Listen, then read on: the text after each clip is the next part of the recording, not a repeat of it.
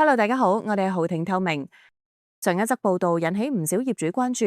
而管理機關近日亦都張貼咗第10次會議記錄，令事件進一步發酵。根據記錄，有車位業主明確表達反對新增車位，亦都有人喺會上詢問新增車位係咪作出租用途。管理機關一名成員回應，該批車位由管理公司勘察之後劃出，屬於空地，並且指明用作出租用途。不過，當日會議前，亦有管理機關成員喺停車場業主微信群上表示，新增車位僅為工程修復期間臨時調動用途，版本不一，信息混亂。管理機關亦都表示，相關建議由上一屆管理機關提出，並曾經向政府部門查詢。不過，記錄並未公開具體諮詢記錄或者獲批文件，加上目前計劃未經業主大會討論或者表決，程序上仍然有重大缺失。此外，有業主擔心部分出入口本已經狹窄，若果加設車位，繁忙時段將會更擠塞，影響通行安全與使用便利。另一邊廂亦都有聲音指出，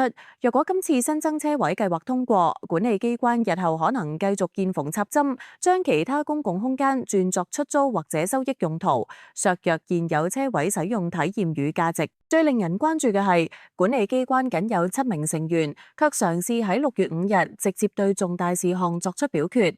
多位業主質疑7人是否足以代表2000幾位車主，而管理機關內部對用途、來源、程序理解各異，又點樣令到業主信服？有業主已經採取行動，準備2封正式反對信。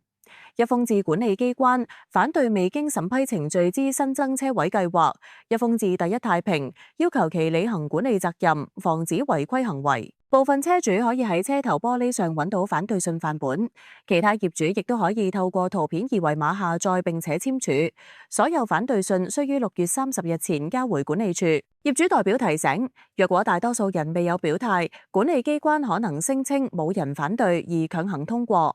日後若果需維權，只能夠透過聘請律師、法院或者仲裁程序處理，代價高昂。現時正係表達立場、守護權益嘅關鍵時刻，我哋會繼續關注事件發展，為各位業主帶嚟最新消息。